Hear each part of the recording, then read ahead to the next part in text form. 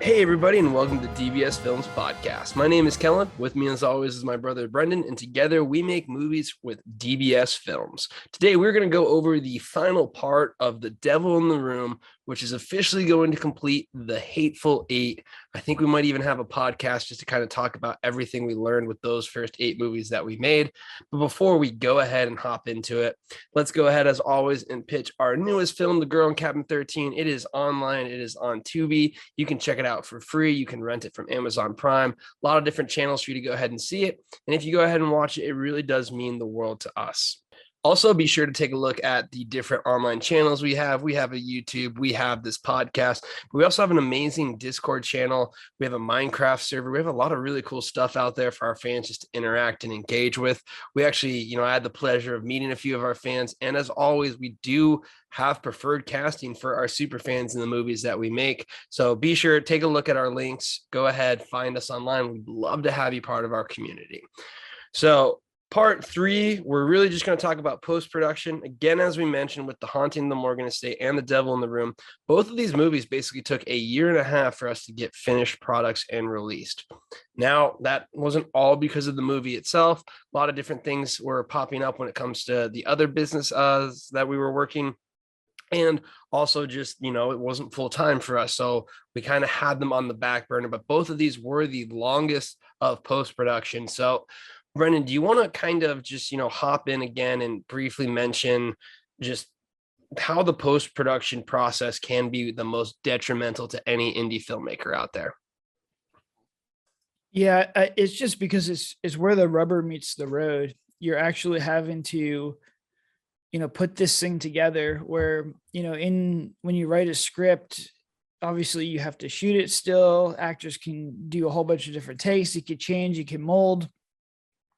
When you shoot a movie, you still have a lot of coverage that you can go through. In your head, you're like, I could cut this or I could add here. You can still have the opportunity to pick ups. When you finally get to editing, you really have to compromise on your overall vision. You're going to understand that how you had it, this movie in your head for the last 6 months or a year, or however long it took you to write it, is not what is actually turning up on film. You have to make compromises on, performances from your actors are not going to be what's in your head. And then when you finally have a cut done, there's going to be, problems with the footage that you're just not going to be able to use. There's going to be audio problems. And then you're going to get feedback from other people, which is super crucial. And a lot of the stuff that, people are going to give you feedback on is not what you had in your head. So scenes that you may really like, they may not like. And you're going to have to make a decision. Well, do I stick to what I like, or do I go with what the audience wants? And I think that's a big problem for indie filmmakers, where they're just so stuck on their vision and they're so stuck on, what they wanted. And this is their movie and this is their baby, that they'll kind of drown out other people and they won't listen to feedback. And they'll end up with a movie that just is for them. They make their movie. Well, the issue is, if you want your money back, or you want to work with distribution companies, or you want to work with streaming services, you have to make a movie that's popular. You have to make a movie that, finds the middle ground between what you want to make and, what will sell, what other people will like. The biggest thing that you need to realize is you are not your audience. A lot of the stuff that I like, a lot of people don't like. Me and Kel have a pretty similar taste, but there's some movies that he likes, some movies that I don't like. Or when we do feedback, we're doing feedback right now for the Shapeshifter movie. Some of the stuff he's bringing up, I'm like, all right, like I could see that, and we make the changes. Other stuff's like, I don't know, I'm going to try and go in a different direction with this.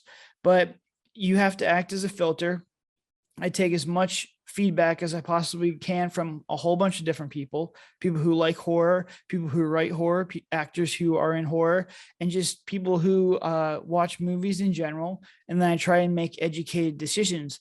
But when I'm in the editing room, I really, if one or two things are being brought up and no one else brings them up, usually they're not a problem. What I'm looking for is multiple scenes that are brought up as issues, multiple things that are brought up as issues, multiple plot points that are brought up as issues. If more than one person sees it and says it's an issue, most of the time it's an issue. And so at that point, you have to start to figure out a way and start put your problem solving hat on and figure out how you're going to fix these issues. For the record, anytime I bring up something that you disagree with, it's because, I'm right and you're wrong. And that's just pure fact. But it really does show you, it's subjective. It's art. Everyone has their different opinion. And I think the biggest thing that we push, I preach it all the time, as you were saying, you're not your audience. But on top of that is there's no such thing as right or wrong in this type of medium. It really is, if someone likes something and they're like, I like that, well, then guess what? They're completely correct. With that being said, the hard part is you have to be the filter then of, what is not only right or wrong, but what's just the most viable thing you can do for the film itself so that it gets done and it gets made. And like you were saying, one of the best things you can do is show as many people as possible your product.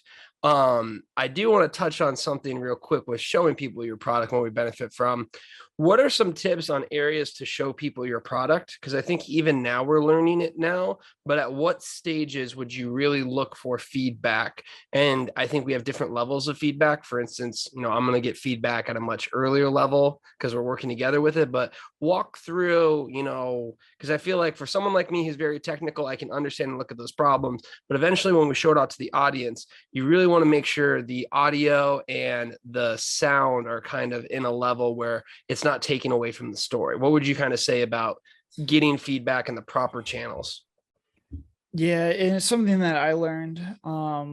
You really, especially for a horror movie, underestimate how much having a good score and having good audio and having good color correction and really bringing it down to create the atmosphere can make a movie so much better.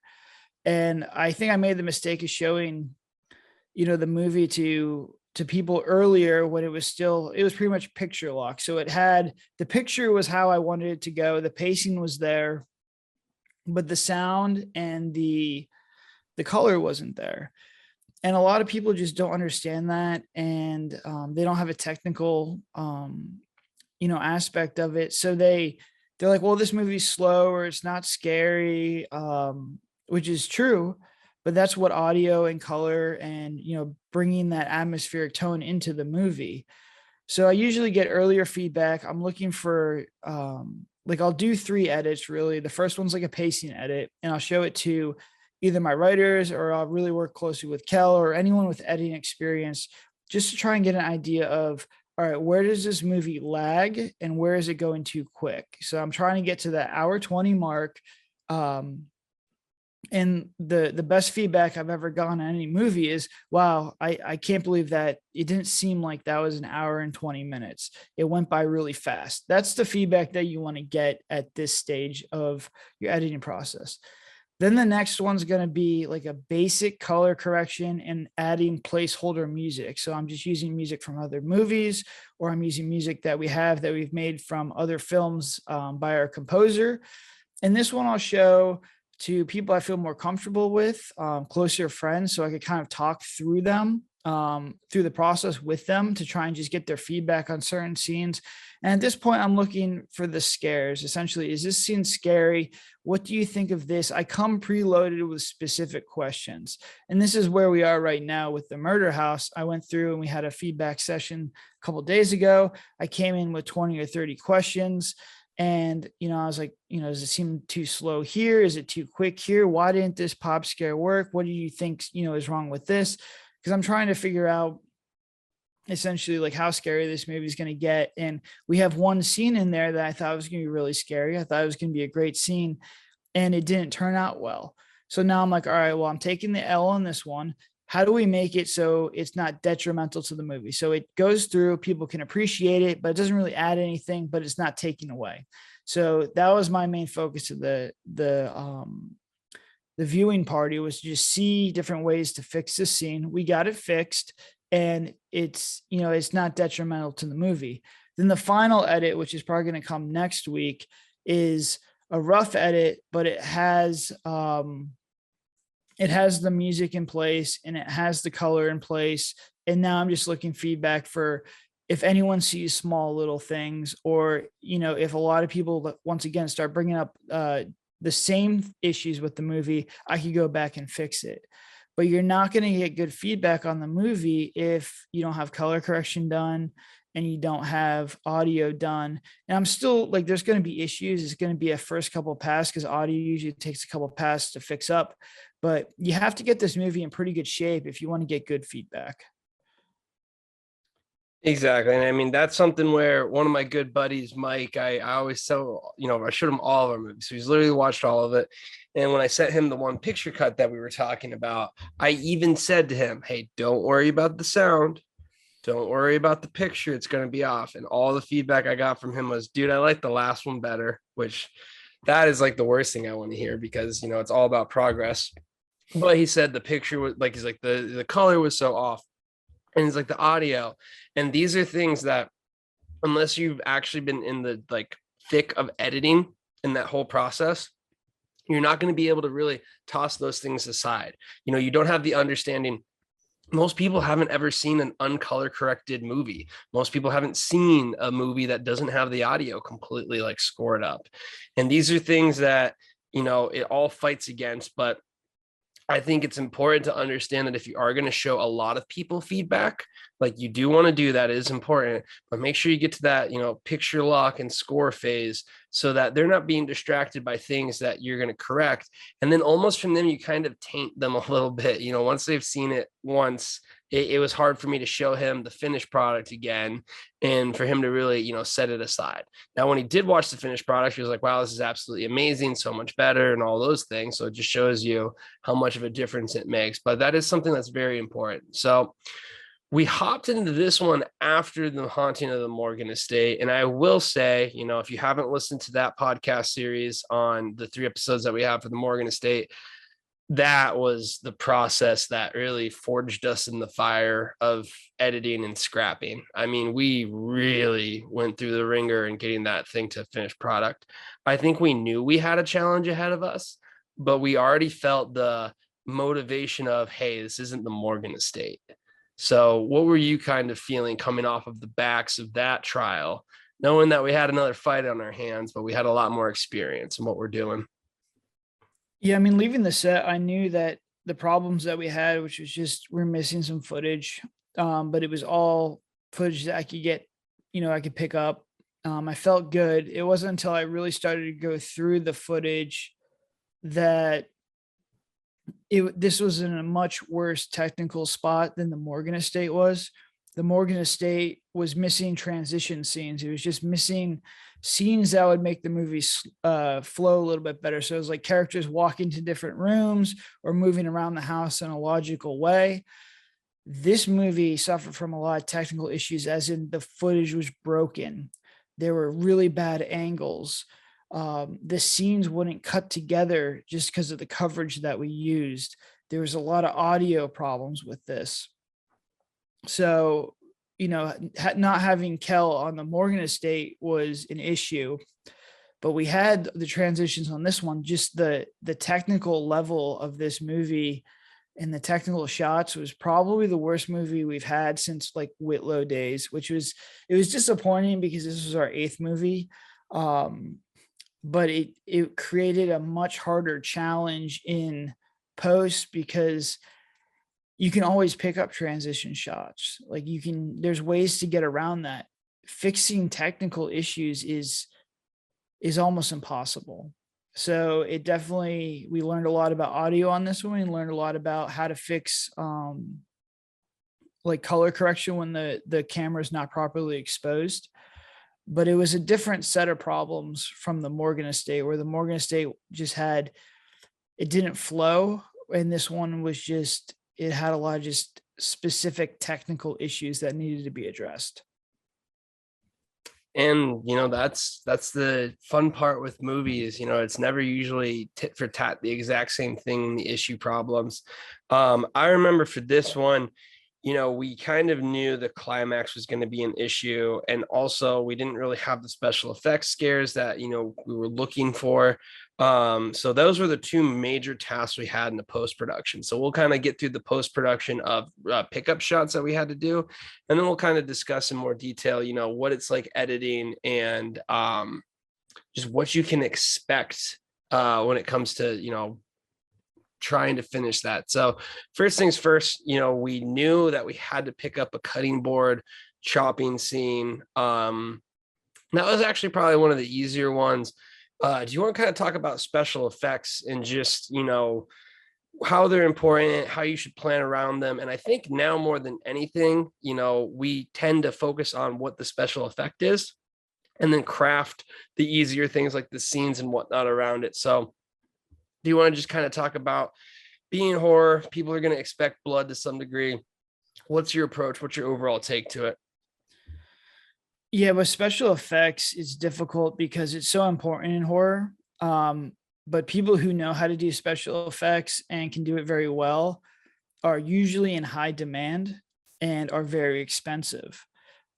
Even with people who are running at a discount because they're new and they're willing to work, they're still extremely expensive. I think the 20% of the budget for Girl in Cabin 13 went to special effects just because silicone is extremely expensive. All the blood and all the tools and all the pumps and everything is super expensive. So you have to really be careful on the stuff that you do. You have to use it sparingly, and you have to have someone who knows what they're doing. But it comes down to pre-production too. It's like, in order to practice this stuff is expensive. But you have to do it because you got to make sure it looks good. Because the one thing that I really learned is shooting a special effects scene is just as much on me as the DP as it is the special effects person. We have to work together to kind of hide things and hide angles and hide different different cuts to make it look legit. Because if you're going to spend all this money on special effects to make it look cool, you don't want to cut away from that because then it's going to look cheap. So it's a team effort. It needs a lot of pre-production stuff, but it has to be done. You have to find someone that's willing to work and willing to put in the hours and the pre-production time, for a discount. It's actually very difficult. Finding a good special effects person is an extremely difficult thing to do, especially on a budget, but it needs to be done, and it needs to be done right.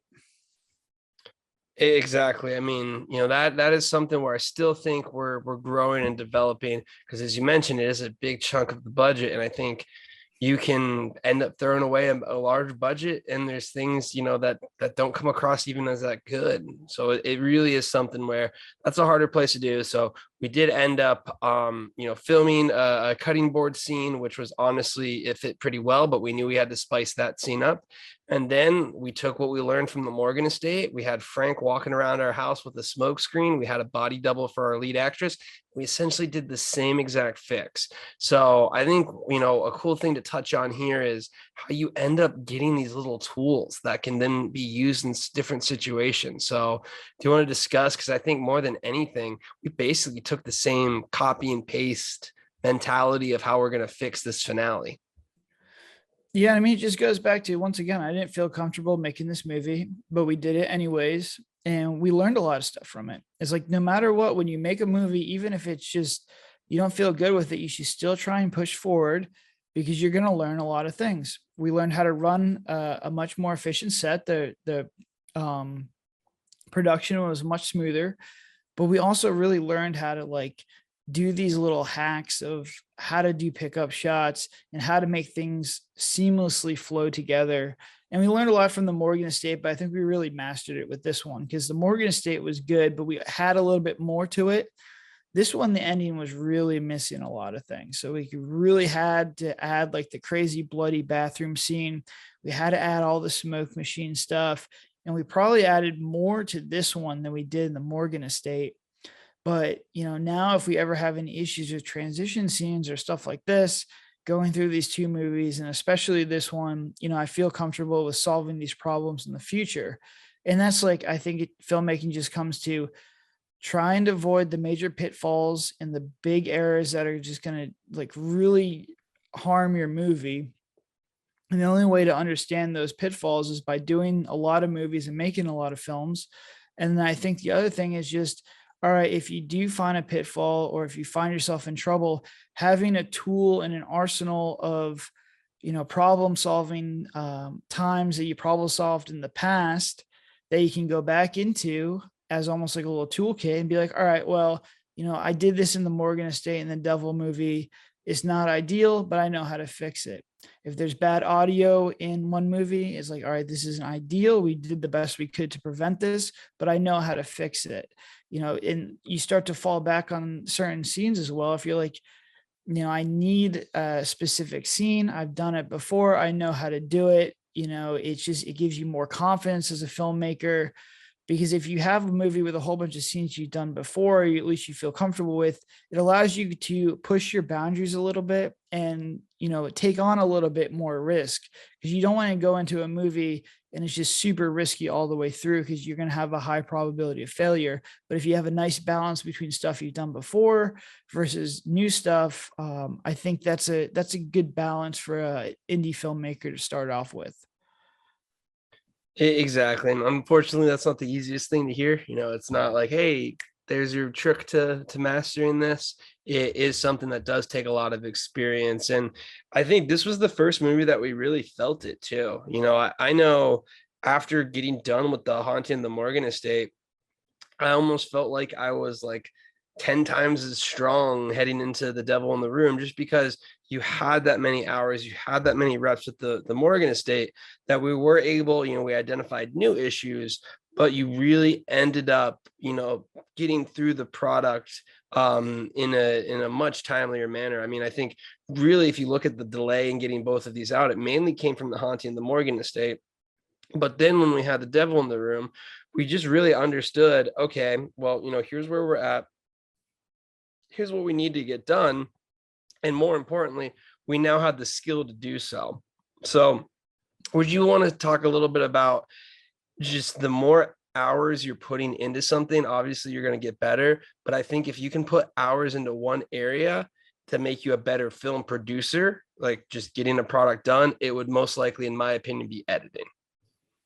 Yeah, it's definitely the most beneficial. And I think a lot of people, they really look at creating a film and being a filmmaker backwards, where they think that the most important part of filmmaking is the script.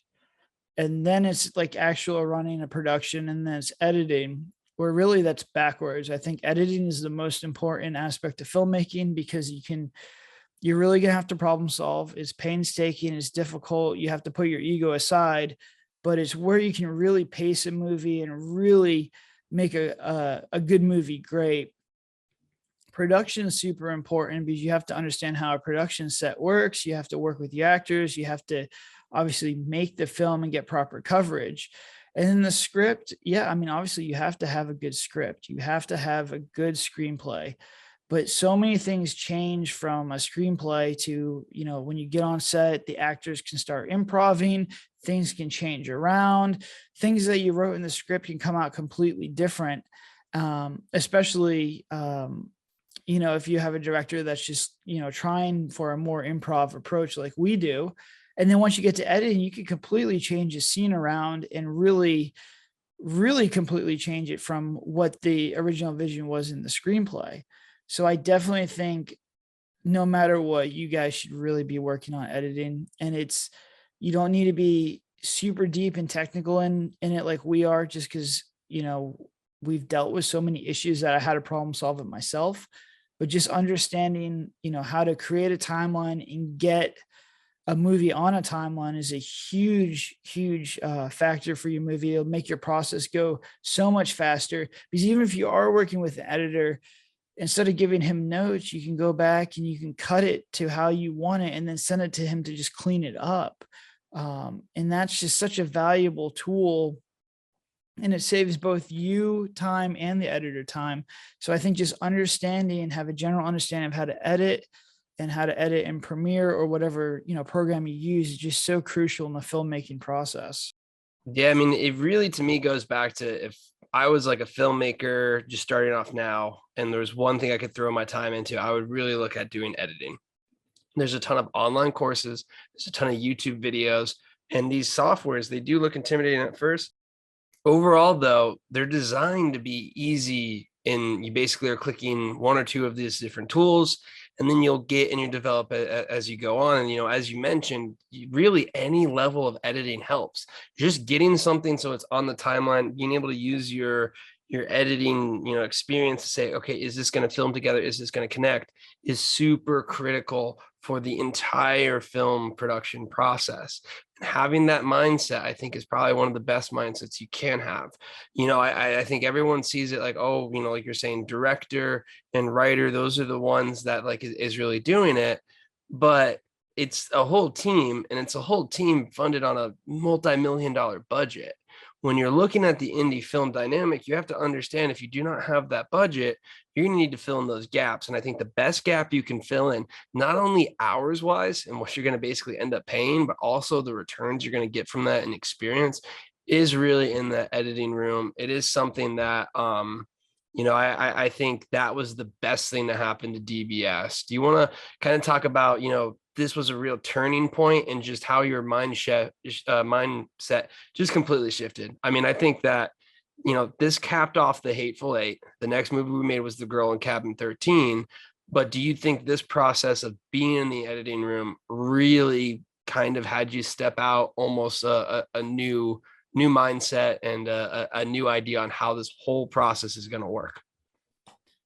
Yeah, I mean, especially with the royalty rates on Amazon going down, I knew, in the Morgan Estate and the Devil in the Room, I just couldn't make the movies anymore for the budget that we wanted if we were going to have an editor and a DP.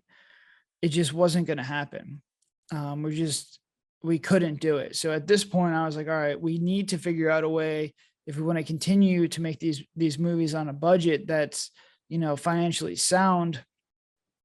We're going to have to figure out, we're going to have to take the brunt of, being able to film these things and be able to edit these things. And at this point, yeah, it sucks. Like, would I just like to just direct these things? Yeah, 100% I would. It's difficult to carry around that heavy ass camera, for 14, 16-hour days. And editing is painstaking. It's like when you first start to put the thing on the timeline and to go through audio and to go through color correction is painstaking. It's not, there's a lot of times where it's just super tedious and it's not a lot of fun. But I looked at it as the less people you have involved, the faster things are going to get done. And I think the biggest thing for indie films isn't necessarily the budget, it's just the time frame. Their time frame to get these movies completed, to learn from these movies and to get them released and get their money back is, so long that it's just not a sustainable business model. To give you an example, with Cabin 13, we wrapped shooting in June 15th. We had a final cut in August, and that movie didn't get released by our distribution company until December. And then everything runs on a 60-day timeline and you get quarterly payments. So we might not see a dime from that movie until June. So it's 1 year later will be the first time we get our money back. And that's just not sustainable, especially if your movie is going to be in post for a whole year. And I've seen a lot of indie movies where they're very, very good movies, but they take 4 years to complete. And yeah, they're a great movie and they make a lot of money, but you have to look at that investment over 4 years of just your time and your energy and, divide everything you make essentially by 4. And that's a very, like, if you're trying to do this for the long haul, it's not a very sustainable business model. So the more you can do yourself, the more you can, once again, push the train by yourself and continue to push, push the production through from the screenwriting phase to the directing phase to the editing phase, the more money you're going to save, the faster your movies are going to get made. And I think you're going to make a better quality movie, because when I'm writing a script, I'm thinking about how I'm going to shoot it. I'm thinking about how I'm editing it. When I'm shooting, I'm thinking how I'm going to edit this. And I think it makes for a better production for your actors. It makes it better production for everyone on set.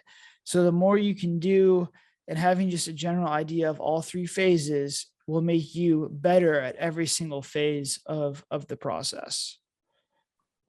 Completely agree. I mean, it really is something where if you want to, in the most economical way possible, look at your movie and you really want this business model to work, I think you have to have the editor mindset.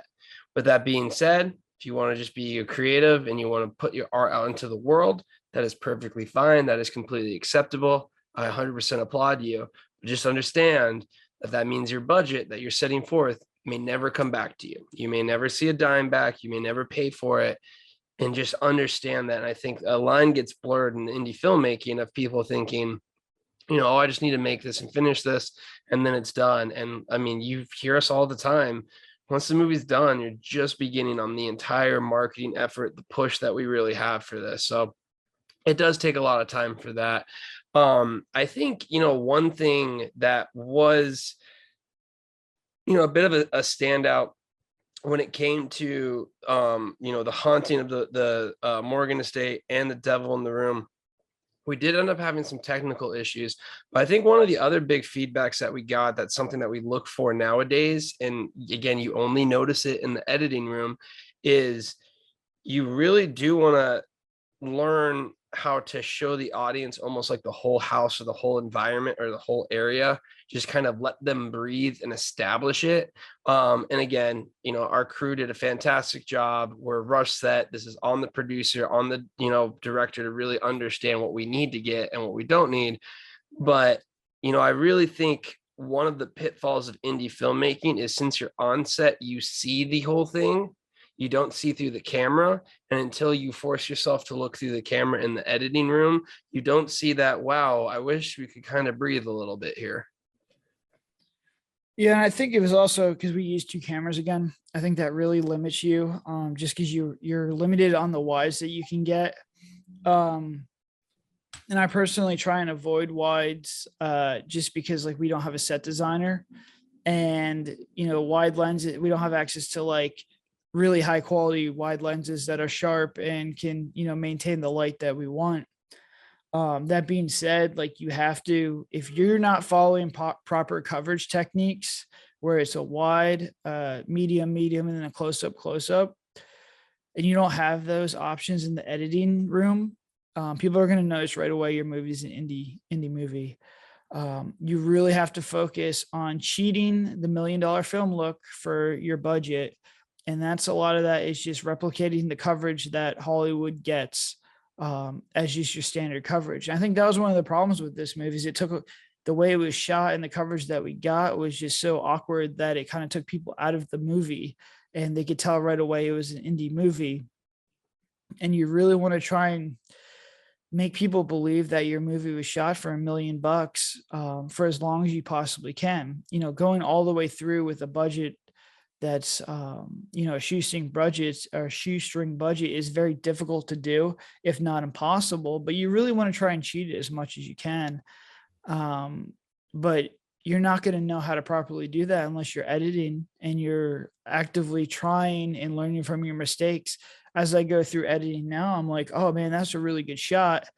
I'll use it in another movie, or I'll be like, man, that wide shot or that shot right there was terrible. And I'll just kind of toss it. And once again, that's feedback that I can take as a DP, and I just try and keep all the good shots and throw out the ones that are just a little bit off. And to quickly highlight again, if you're just jumping in with us now, two of the major issues that came from both productions of The Haunting of the Morgan State and The Devil in the Room were us using a 2-camera setup and us using boom mics. So again, just to quickly jump into it, when you have 2 cameras, it kind of limits the space that you have. It can mess up your eye lines. You're going to have to go ahead and adjust for a lot of different things, and it limits that scope that you can have. Does it make it more efficient? Yes, when you do have both of those, functioning properly. But again, you're an indie film studio. You're not Hollywood that's, specialized in that. Second thing is going to be that boom mic. And with the boom mic, when you don't have it consistently in the same position, you're finding yourself going through the editing process, going up and down with the mixes when you hop from one scene to the other. So it does become just a really, really tough situation in editing and post. So those are kind of the two things. Now we recommend, just have that single cam and then have lav mics instead of a boom. It'll save you on a boom operator, but more importantly, it'll give you a more consistent level when it comes to the editing. And honestly, that was one of the bigger things. I mean, when we break down The Devil in the Room, really walk through, if you had to almost sort those hours, where you're putting them into the buckets. Because I think, yes, we did have some of the technical issues for this one, but this one was more so, in my opinion, of like, not necessarily fixing ones, but kind of pasting around them and finding out like creative ways to get them through there. Or what was kind of your take on, the major challenges at hand and what took so long in the editing process? It wasn't as much as the Morgan Estate, but we still had our challenges.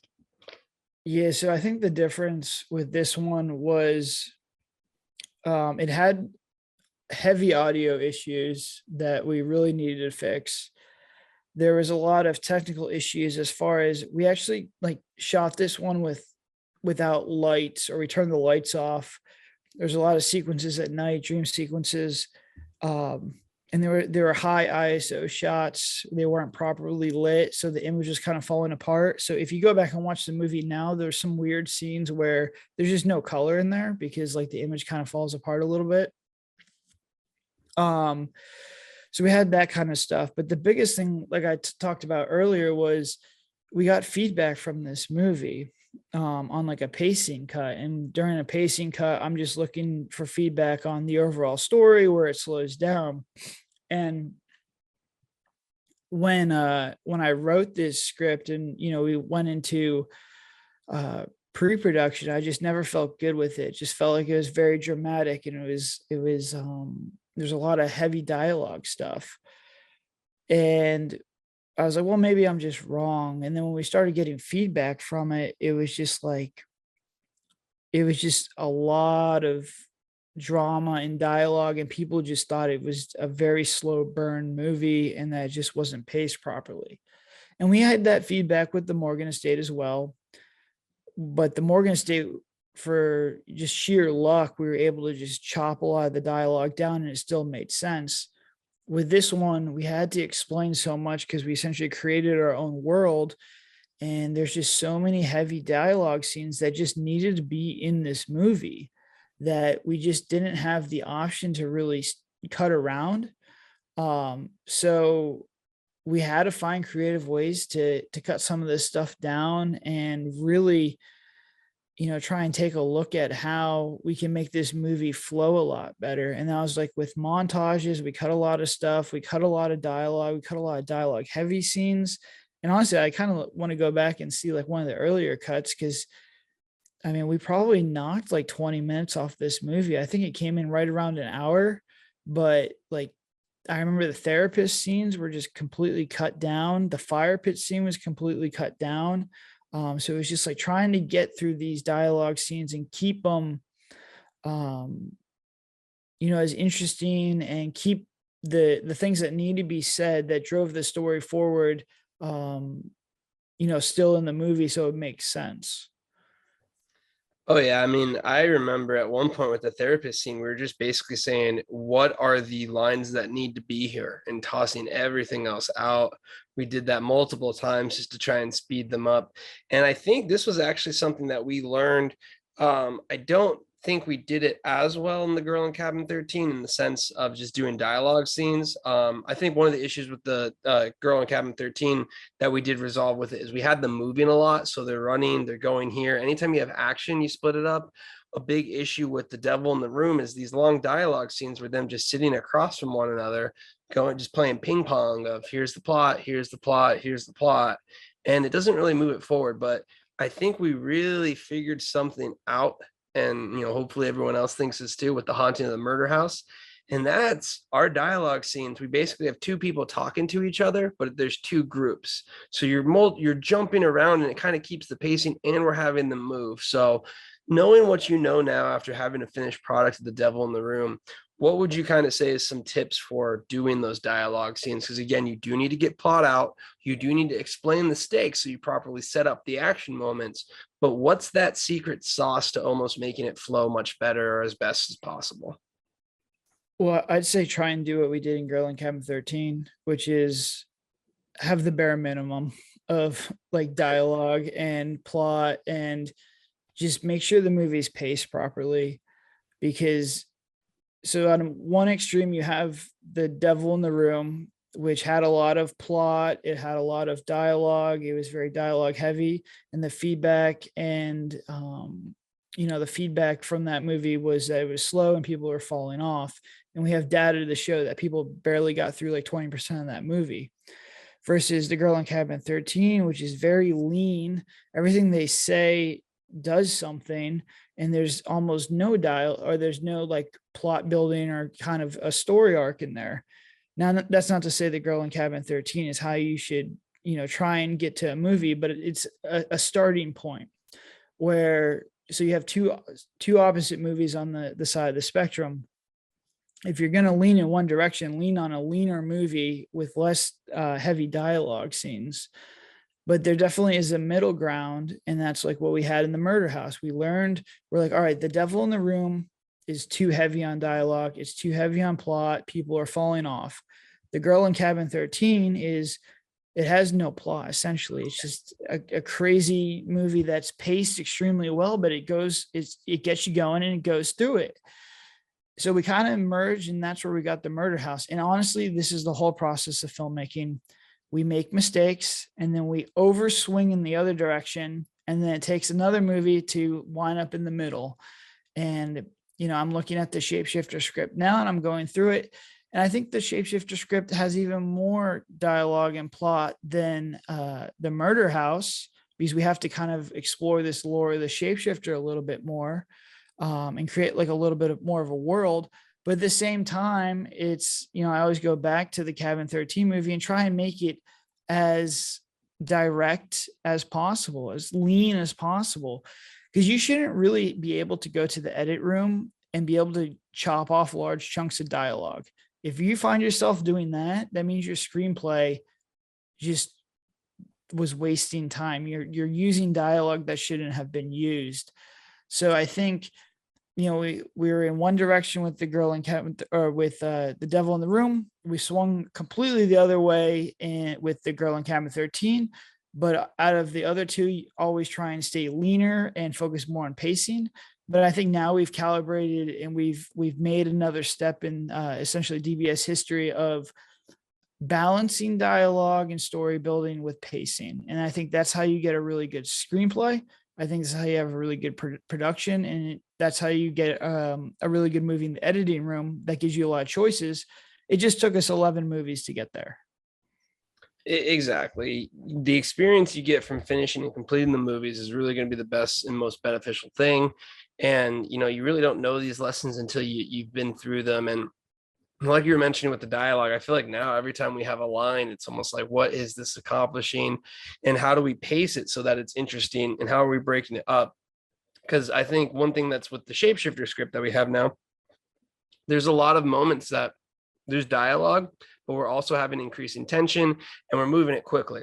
So I think there's a lot of potential just as a indie film, writer, of experiencing what really hits and what doesn't hit, because it's never going to be as clear in your mind, and you're always going to kind of understand, what you set for it. So that's super critical. And, that was one of the pitfalls that we had. And well, The Devil in the Room is my favorite of the Hateful Eight. I know you have your opinions of it, but let's get to the facts of it.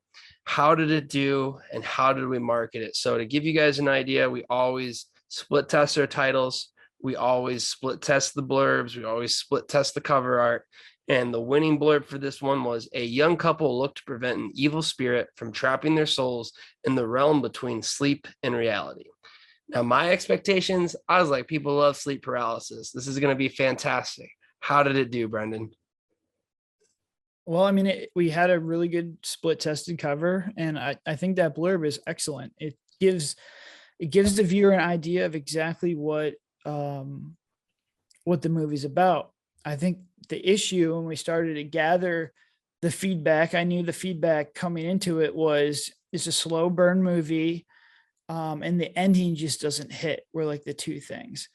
So I was like, well, that's good feedback. And I'm happy that people are at least getting to the ending, because if you can get someone to watch, 67% of your movie from like a giant collective of people, that you'll get a good amount of money from that. So I was like, all right, this is good. We turned on the ads, we uploaded to Amazon. The problem was people were dropping off pretty much immediately. I think it was like right around the first therapist scene, which is like pretty heavy on drama, that people just completely fell off. And I think it was like the blurb that Kelly just told you is a very horror. Like if I read that, I'm like, this is a horror movie. And we get so where they started to fall off the 25 to 30% mark of the movie, there's no real horror. You have a girl who might be possessed. We don't really make it clear, kill herself. And then we have a heavy dialogue scene with her boyfriend. We have a heavy dialogue scene in like her dead sister's apartment. Then we go and we get a totem, which is like a random object. We miss on that pop scare. And then she goes to the therapist. So you're 20, 25 minutes into this movie and we have a missed pop scare and maybe something to deal with, like a suicide by maybe a demon, but it's not really clear. So I think we kind of catfished a lot of people. The cost per clicks were great on this one, and we were sending a lot of traffic to it. They were just falling off really, really quickly. And it goes back to, I think there's definitely a movie in here. It's definitely popular, but it needs to be more horror than drama. And, going back to editing this movie and talking about the dialogue scenes, these were like 4 or 5 minute heavy dialogue scenes where it was just A and B. There was no camera movement. There was no change of scenery. We had like medium shots and close-ups, and the locations weren't very cool. It was like an office waiting room in my office, a couch, and a small apartment out by a small like college apartment. So there wasn't a lot of variety. And I think people got to the point where like, all right, I just can't give this a chance. I definitely suffered from, the worst condition of indie filmmaking, which is being boring. Like you said, it is more of the horror turn to it. We did have Frank the Demon, but we didn't really have much special effects behind that or much gore, much graphics. I think in hindsight, if we had to say, hey, how do we repair this? I think the first thing that we look at doing is that intro scene, having Frank, having it very clear, having almost like a battle between her sister and Frank right off the bat. So you establish that there is this demon, because you really don't see Frank until a flash in the mirror about 30 some minutes in after that first therapist scene where it's like, hey, let me get the pills. So by that time you're already so far down the line, and then when it hits, it doesn't really hit. So to me, it's always something where you're biting a lot more off than what we could have done with our budget and the special effects in this one. But at the end of the day, it comes down to how well can you market this. And I think again, it kind of, I think my concern with the shapeshifter that I'm already having right now is we do have a special effect for him. We do have, a custom mask that we have. We do have all of these things for the shapeshifter itself. But I think a recommendation, and the reason why I like Girl in Cabin 13 and the Murder House a lot, is because the villain or the element to it was grounded in reality. So do you almost kind of want to talk about how, after experiencing, something like this, how does it shape your writing? Like, if you look back at Gone, when we first made our movie, you probably had 100 ideas that you thought you could film. Now where we're at, how many ideas do you really think we have that are like, this is something at this level of budget we can do, versus I'm not even going to touch this until we get to a higher level of budget? Yeah, I mean, when I'm not in heavy pre-production, I knock out a script about a week, and most of those are just not shootable. I think we have, like, out of ones that I feel really, really comfortable with that we will make, or at least can take a hard look at in the future, probably have about 100 scripts right now, or 100 like working ideas. Out of those that are shootable on our budget, maybe 10. And then out of those that I feel actually comfortable like shooting them and making them, like, I'm like, all right, we have a pretty good shot of getting our money back and making a good film, maybe 3 or 4. So it is what it is. And what Kel brought up with, if you're an indie filmmaker, it's always better to stay grounded to reality, because you don't need to build the world. And that's one thing that I thought we did a really good job in this script, is just building the world and the Lich in that character and creating the rules to play in. But that's also like a lot of heavy dialogue that just needs to be explained, because there's really no way to show that. It's no way to really show like a dream world. It's very difficult to do that without a proper budget. Now, obviously, like Freddy Krueger and that kind of thing, they had a bigger budget and they could show that world. With indie stuff, the more realistic, the more grounded it can be. You kind of get that primal fear of like, oh, there's not anything too crazy in here. This could probably happen to me. And you kind of get that, like lower budget, grittier horror movie coming out of it. But I mean, like Kel said, if you're going to build the world, you have to show the monster. And I think if you just added Frank in the mirror or something, because I think the intro scene in this one was actually done pretty well. It just needed Frank. You need to show that there's a villain there. And I think you just make it a little bit longer.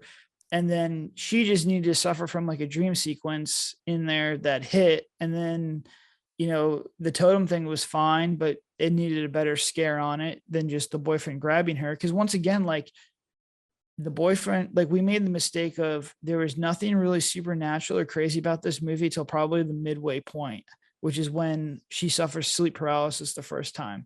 If I do this again, I make the sleep paralysis literally the scene right after, she finds out her sister dies. So then people could be like, all right, look, we saw Frank in the beginning, and now she's suffering from sleep paralysis, which she's never done before. And it's linked to the tragedy of her sister. So then you kind of tie it all together.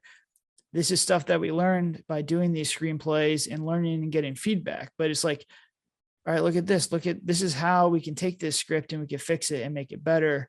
We just made some errors along the way. And that's really the critical thing, again, with having this experience, is it allows you to look back at things. It is a shame, because I mean, we had Frank right there. I was in the house. I could have easily put Frank on. We could have easily extended it, and then bam, we have that additional one.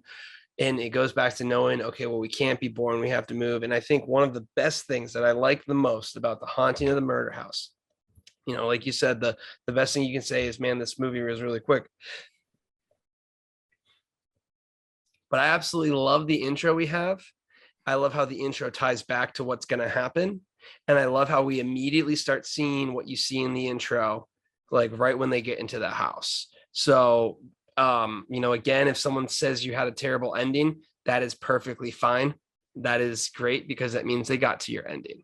The worst thing is when they drop off right there. So, wrapping up with this one, I would say, some of the most important things that we learned from all 8 of these, if you had to say what is important, it's editing is one of the best skills that you can have, and pacing is the most important thing from the movies to make sure you're always looking at.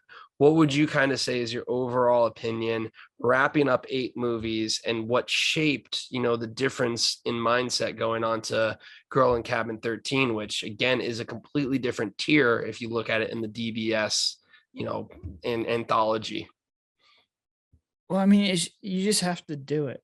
Like, I mean, I can sit here and we could talk about filmmaking, and give you all this advice, but you have to go and you have to do it yourself, and you have to learn and suffer through these mistakes and essentially, learn this process. There's nothing else you can do it. And movie making's interesting because everybody thinks that they can do it. It's pretty much one of the only arts where if you talk to anyone, they're like, I could write a screenplay, I could make a movie. And it's actually probably one of the most difficult creative arts out there. I don't look at, when I go to a symphony, I'm like, oh, I could do that. Or, if I go and look at a building, I'm like, I could build that. I have no idea how to do any of that stuff. But a lot of people, and it's the same thing when I first started, I was like, I can make a movie. I could do this. It's easy. And it's not until you really start to go through it and learn from your mistakes and learn how the actual process works that you actually can learn. And you could sit here and watch YouTube videos on directing styles, on screenwriting, and on editing, until you pass out from just information overload. but that's not going to make you better at filmmaking.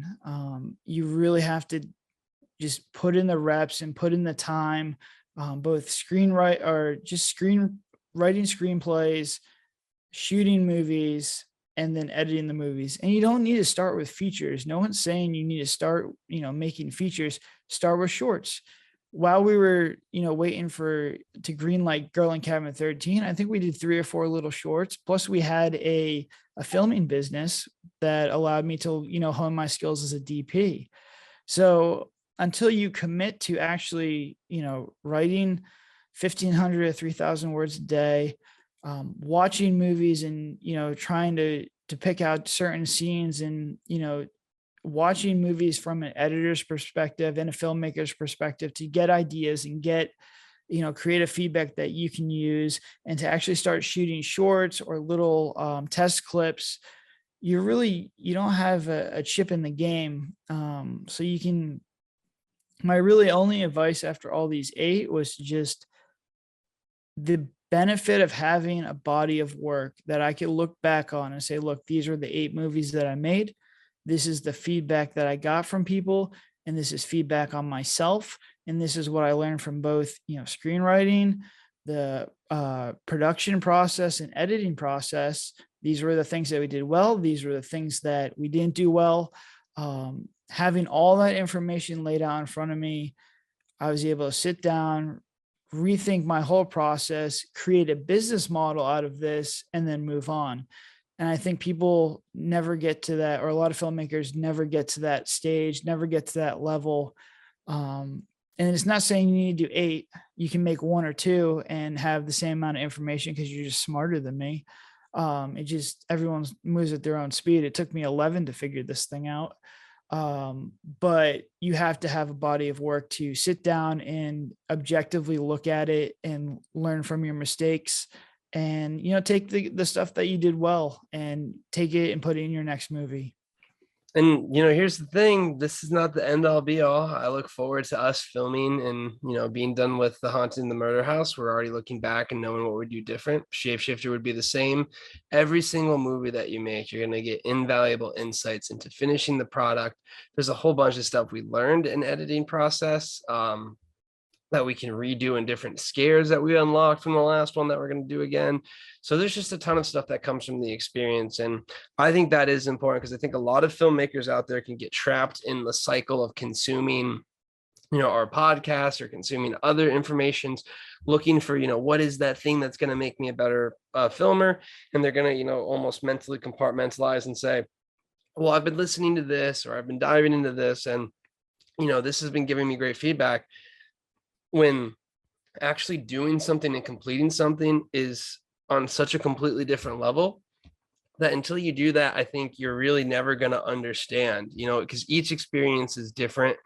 And I will say, now I can identify and pick out things when I listen to those podcasts. And again, I consume a ton of that stuff. So I'm not saying it doesn't have its merit to it, but the reason I'm able to kind of pull out where they're at or what's going on is because of the experiences that we've had. So that's going to go ahead and wrap up the final movie in the Hateful Eight, The Devil in the Room.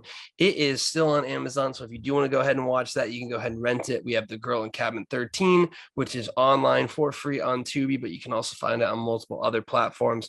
Also, if you are part of our Discord channel and one of our super fans, you will have the luxury of watching The Haunting of the Murder House coming soon. We'll be able to show you guys that in its full entirety. It is going to probably have a little bit more patching up, but the reason we're doing this is so we can get a better understanding of what's working and what's not. And I am absolutely thrilled for them to see that. So as always, you can become part of our community. You can join our Discord page. You can become a super fan. You can get way more insight access. We're meeting up with those super fans for Halloween Horror Nights. We're doing all of these fun things. And I would love for you to be part of this community if you found this podcast at all and any interesting in any way. But until then, have a good one.